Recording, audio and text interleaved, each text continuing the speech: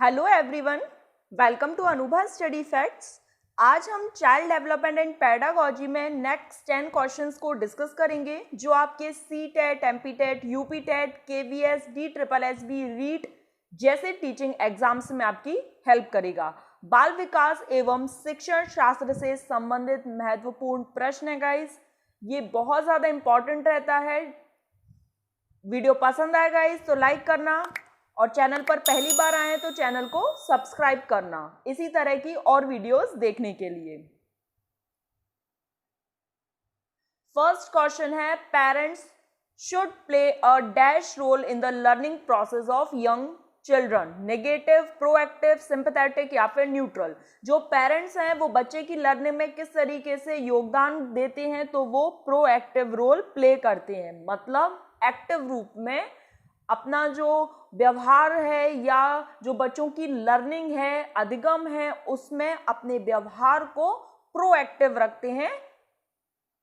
Next है, development is never ending process, this idea is associated with, जो विकास है वो कभी खत्म ना होने वाली प्रोसेस है। Principle of inter relation, principle of continuity, principle of integration और प्रिंसिपल ऑफ इंट्रैक्शन।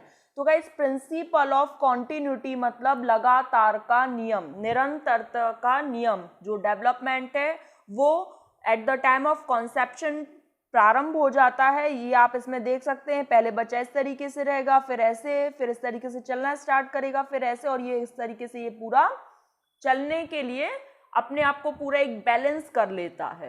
अब हम प्रिंसिपल्स पढ़ेंगे, principles of growth and development, वृद्धि एवं विकास के। अब हम क्या पढ़ेंगे? सिद्धांत पढ़ेंगे। कॉन्टिन्यूटी का प्रिंसिपल गाइस वो होता है लगातार बच्चे में डेवलपमेंट होता रहता है। आप इसको असेस कर सकते हैं, इसको मेजर नहीं कर सकते, माप नहीं सकते। नेक्स्ट है सिक्वेंशियलिटी। आपने डायग्राम में देखा एक सिक्वेंस होता है, ये नहीं कि बच्चा पहले दौड़ना चालू कर देगा फिर क्रॉल करना, मतलब धीरे जो घुटनों के बल चलना शुरू करेगा, ऐसा नहीं है। पहले बच्चा घुटनों के बल चलना शुरू करता है, फिर धीरे धीरे खड़ा होकर चलना शुरू करता है, फिर दौड़ना शुरू करता है। एक सीक्वेंस में होता है डेवलपमेंट। फिर बात आती है जनरलिटी टू स्पेसिफिसिटी।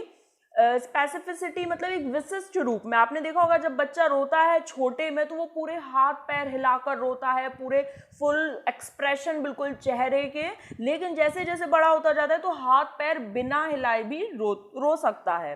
डिफरेंशियलिटी, हर व्यक्ति में डिफरेंसेस होते हैं, मतलब विभिन्नताएं पाई जाती हैं। किसकी वजह से पाई जाती हैं? तो हेरिडिटी और एनवायरनमेंट की वजह से। फिर है हेड डाउनवर्ड, मतलब जो आपने पढ़ा होगा सिफेलोकॉर्डल डेवलपमेंट जो होता है फ्रॉम हेड टू टो होता है। सिफेलोकॉर्डल मतलब सिरोन पदान्मुखी जो होता है।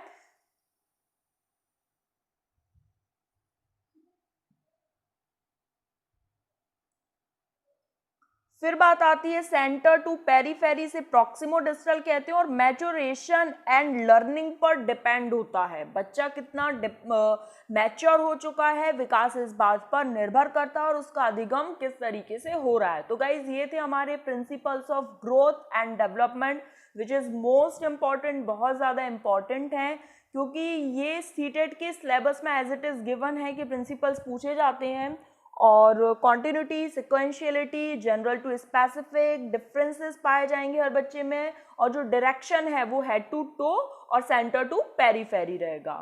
नेक्स्ट क्वेश्चन की बात करते हैं, which is the place where the child's cognitive development defined. Cognitive development का जो दूसरा नाम है वो इंटेलेक्चुअल डेवलपमेंट है, इसे हिंदी में हम संज्ञानात्मक विकास भी कहते हैं। तो ये सबसे अच्छा कहाँ दिखाया जाएगा guys? School and classroom environment. अगर हम संज्ञान की बात कर रहे हैं, मतलब प्रॉब्लम सॉल्विंग का तरीका है, इमेजिनेशन का तरीका है, कल्पना शक्ति बढ़ाना है, रीजनिंग बढ़ाना है, लॉजिक पावर बढ़ानी है, तो ये सब कहाँ ज़्यादा बढ़ पाएगी? ये स्कूल और क्लासरूम का जो एनवायरनमेंट है, क्योंकि आप स्कूल में अपने टीचर्स के साथ डिस्कशन कर रहे हैं, अपने पीयर ग्रुप के साथ डिस्कशन कर रहे हैं, 4 बातें उनसे नई सीखने को आपको मिल रही हैं, आपसे कुछ बातें अपने पीयर्स को सीखने मिल रही होंगी। तो जहाँ पर सबसे अच्छा कॉग्निटिव डेवलपमेंट होगा वो क्या है? स्कूल और क्लासरूम। नेक्स्ट है, which one of the following is not a sign of an intelligent young child. एक इंटेलिजेंट यंग चाइल्ड की विशेषता क्या नहीं है? One who has the ability to cram long essays and very quickly. ये बिल्कुल भी सही बात नहीं है, क्योंकि हमसे नॉट पूछा गया था। ऐसी नहीं है कि इंटेलिजेंट बच्चा वो होगा जो चीज़ों को बहुत जल्दी क्रैम कर लेगा, मतलब रट लेगा बड़े बड़े निबंध को और बिल्कुल बहुत जल्दी से उनको एज इट इज लिख लेगा या फिर बोल लेगा। बल्कि इंटेलिजेंट बच्चा वो होता है जो कम्युनिकेट बहुत अच्छे से कर पाएगा और चीज़ों को समझ पाएगा एब्स्ट्रैक्ट मैनर में और एडजस्ट कर पाएगा हर एनवायरनमेंट में, मतलब एक न्यू एनवायरनमेंट में वो अपने आप को एडजस्ट कर पाए और उसकी जो थिंकिंग पावर है वो एब्स्ट्रैक्ट मैनर में जाए। अगर वस्तु उसके सामने नहीं हो उसके बाद भी वो चीज़ों को सोच पाए। नेक्स्ट है dash is considered a sign of motivated teaching. Motivated teaching मतलब होती है जहां पर आपको इंटरेस्ट आए पढ़ने में। तो मैक्सिमम अटेंडेंस, ऐसा तो कुछ नहीं है। Remedial work given by teacher. फिर है questioning by students. Questioning by students बिल्कुल बहुत सही है गाइज ये आपका, क्योंकि क्या होता है पिन ड्रॉप साइलेंस तो ये कभी नहीं होगा कि भाई ऐसा कि सुई गिरने तक की आवाज ना आए क्लास में, ऐसा कुछ नहीं होता है। मोटिवेटेड टीचिंग वो होती है जहां पर बच्चा क्वेश्चन करे और जो उसके क्वेश्चंस हैं, जो उसकी क्यूरीज हैं, उसको टीचर सॉल्व करने की कोशिश करे। तो ये बहुत ज़्यादा रेमेडियल वर्क अच्छा है, बट ये डायग्नोस्टिक टीचिंग के बाद दिया जाएगा। हम डायग्नोस्टिक टीचिंग को किसी और वीडियो में देखेंगे।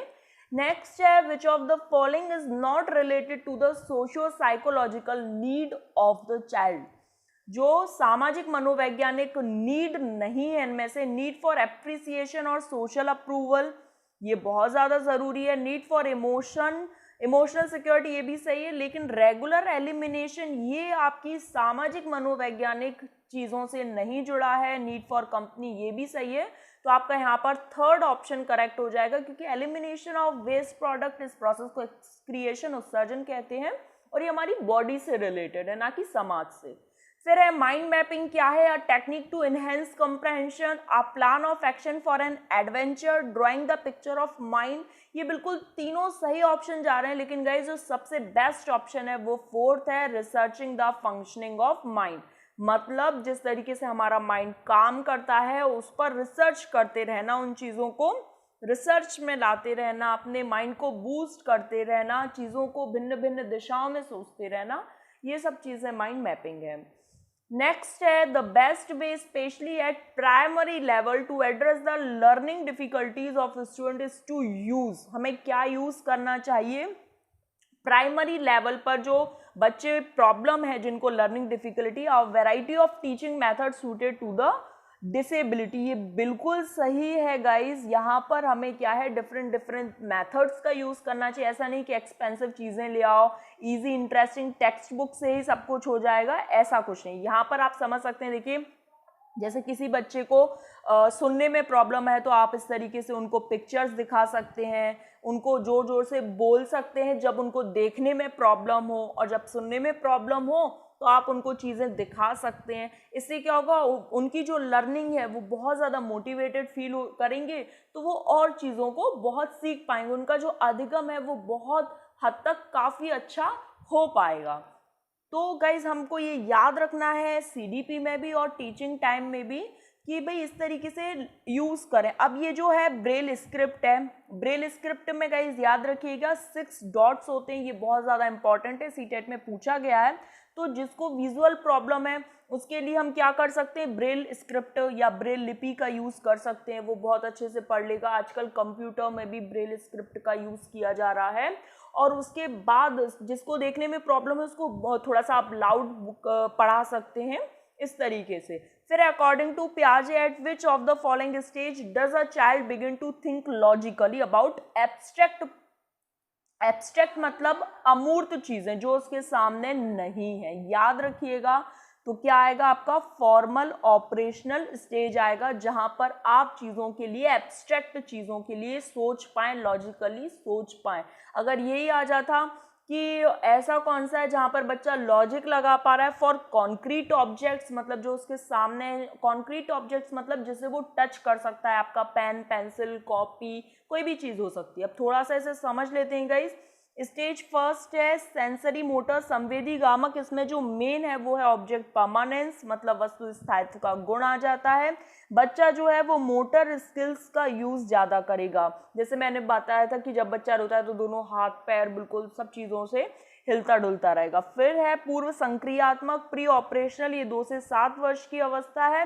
इसमें बच्चा ईगोसेंट्रिक होता है, केवल अपना पर्सपेक्टिव समझता है। सेंट्रेशन मतलब केवल एक एस्पेक्ट देख पाएगा। इरिवर्सिबिलिटी आएगी, 5 गुणा 2 बराबर 2 गुणा 5 नहीं समझता है बच्चा। पूर्व संक्रियात्मक के बाद आएगा कॉन्क्रीट ऑपरेशनल संक्रियात्मक अवस्था, इसमें मेंटल ऑपरेशंस करने लगता है। कंजर्वेशन आ जाता है, 200 ml का जो पानी है वो आप किसी भी बीकर में डाल दो, चौड़े सकरी किसी भी में, वो 200 ml ही रहेगा। क्लासिफिकेशन वर्गीकरण आ जाता है। फिर है औपचारिक संक्रियात्मक अवस्था, इसमें मेंटल ऑपरेशंस तो करेगा लेकिन एब्स्ट्रैक्ट रूप में, मतलब चीज़ों उसके सामने नहीं है, बच्चा कल्पना में भी चीज़ों को सोच पा रहा है, समझ पा रहा है। ये बहुत ज़्यादा इंपॉर्टेंट रहती है कि भाई कॉन्क्रीट और जो एब्स्ट्रैक्ट है उसमें क्या अंतर है। तो जिन चीज़ों को हम छू सकते हैं वो है आपका कॉन्क्रीट ऑपरेशनल, और एब्स्ट्रैक्ट में वो आएगा जिन चीज़ों को आप केवल फील कर सकते हैं, महसूस कर सकते हैं, जो आपकी कल्पना में है, जो आपके माइंड में ही चल रही है, ना सामने किसी को दिखाई देगा और ना आप उस चीज़ को छू सकते हैं। तो वो किस में आएगा, फॉर्मल ऑपरेशनल में आएगा। एक सिस्टमैटिक थिंकिंग आ जाएगी, लॉजिक आ जाएगा, आइडियाज़ आ जाएंगे, आप कल्पना कर पाएंगे अपने माइंड में।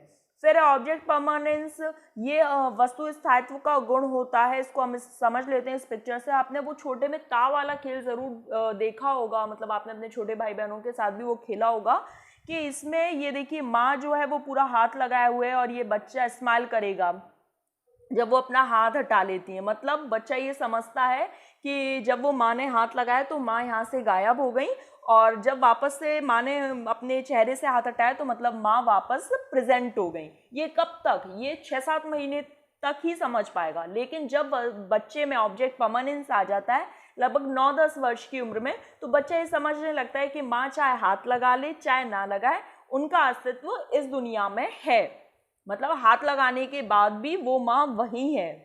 फिर है ईगोसेंट्रिज्म, मतलब अहम केंद्रता, बच्चा केवल अपना पर्सपेक्टिव समझता है। ये टॉय है, ये टॉय इस लड़की को दे रहा है ताकि वो खुश हो जाए। बच्चा ईगोसेंट्रिक, उसे लग रहा है इस टॉय से मैं भी खुश हो जाता हूँ, तो हर कोई व्यक्ति जो दुखी होगा इस दुनिया में वो इस टॉय से खुश हो जाएगा। तो ये ईगोसेंट्रिक बच्चा है, ईगोसेंट्रिज्म में अहम केंद्रता है, केवल अपना पर्सपेक्टिव समझता है। अगर वो किसी चीज के लिए रो रहा है तो उसे लगेगा पूरी दुनिया इस चीज के लिए रो रही होगी, जैसे उसकी एक पेन टूट जाए या एक पेंसिल टूट जाए या फिर कोई टॉय खो जाए तो उसे लगेगा भाई सब व्यक्ति इसी तरीके से सोचते होंगे। तो वो अहम केंद्रता होता है, ईगोसेंट्रिज्म होता है।